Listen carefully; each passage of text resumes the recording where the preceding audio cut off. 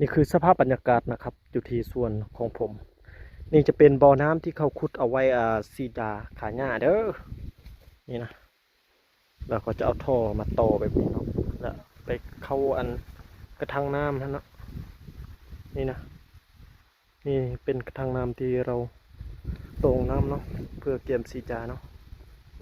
นี่เนาะสภาพบรรยากาศเนาะ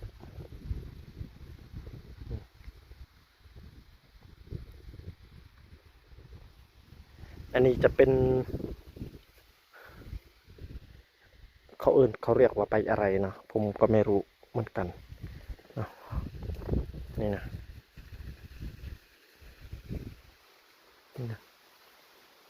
น่าจะใช่เพือกป่านะครับผมนี่นะมันจะมีอยู่ตามบวกเนาะตามปกตามตมนะใครรู้ว่าเขาเรียกว่าใบอะไรนะบอกทีนะครับผมคอมเมนต์แชร์ความรู้ให้กันนะอันนี้เป็นสถานที่ที่ผมฉีดยาแล้วนะครับผมอันนี้อายุฉีดยากับประมาณ4 วันนะครับผมหญ้าก็เริ่มตายแล้วนะครับนี่นะ